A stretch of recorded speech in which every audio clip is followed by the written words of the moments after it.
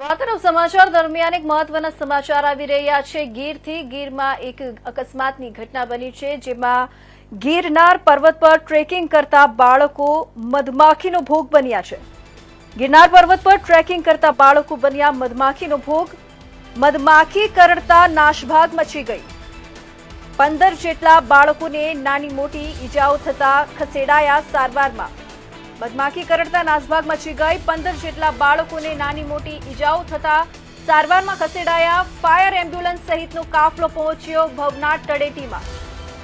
પાંજ નાકા પુલ નજીક જોગાડિયા ડુંગર પર બની ઘટના।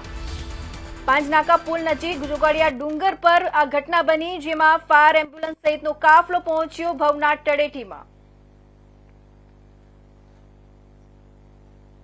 મહત્વના સમાચાર ગીર પર્વત પરના।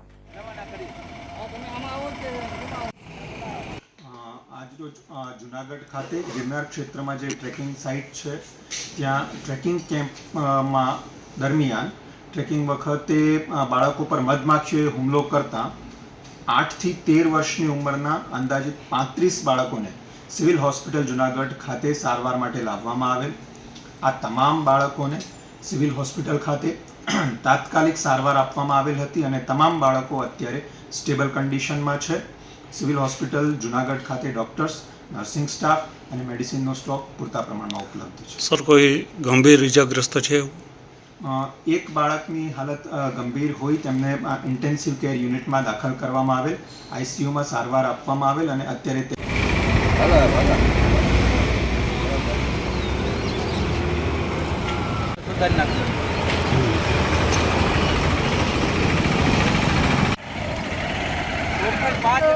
મહત્વના સમાચાર ગીર પર્વત પર ટ્રેકિંગ કરતા બાળકો મધમાખીનો ભોગ બન્યા છે। મધમાખી કરડતા નાસભાગ મચી ગઈ છે। 15 જેટલા બાળકોને નાની મોટી ઈજાઓ પહોંચી છે। નાની મોટી ઈજાઓ પહોંચતા બાળકોને સારવાર અર્થે હોસ્પિટલ ખસેડવામાં આવ્યા છે। સારવાર અર્થે હોસ્પિટલ ખસેડાયા છે। ફાયર એમ્બ્યુલન્સ સહિતનો કાફલો ભવનાથ તળેટીમાં પહોંચ્યો છે। પાંજનાકા પુલ નજીક જોગાડિયા ડુંગર પર આ ઘટના બની છે। પાંજનાકા પુલ નજીક જોગાડિયા ડુંગર પર આ ઘટના બની, જેમાં બાળકો મધમાખીનો શિકાર થયા છે।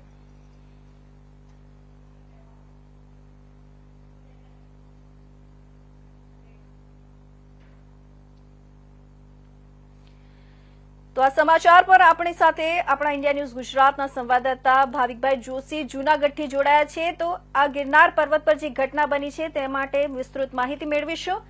જી ભાવિકભાઈ, આ ગિરનાર પર્વત પર ટ્રેકિંગ કરતા બાળકો મધમાખીનો ભોગ બન્યા છે। કેવી રીતે આ પરિસ્થિતિ સર્જાઈ છે? શું છે આખી ઘટના?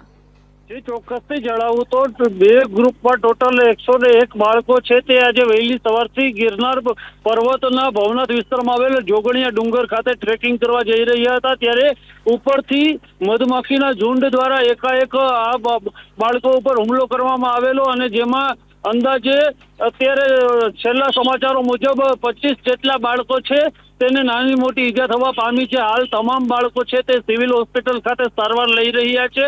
કોઈને ગંભીર ઈજા થવાના સમાચારો નથી।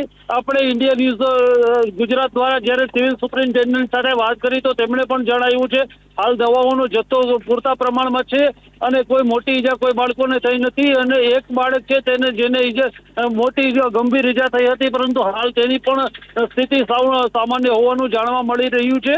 પરંતુ ફાયર વિભાગની અને 108ની સતર્કતાને કારણે મોટી દુર્ઘટના સર્જાતા બચી ગઈ છે। જી, તો આ બાળકોને કઈ હોસ્પિટલોમાં સારવાર અર્થે ખસેડાયા છે? જુનાગઢ મજવડી દરવાજા પાસે આવેલ સિવિલ હોસ્પિટલ ખાતે આ બાળકોને હાલ સારવાર માટે ખસેડવામાં આવ્યા છે એટલે તમામ બાળકોની સ્થિતિ સામાન્ય હોવાનું સિવિલ સુપ્રિન્ટેન્ડન્ટ દ્વારા જણાવવામાં આવ્યું છે। જી,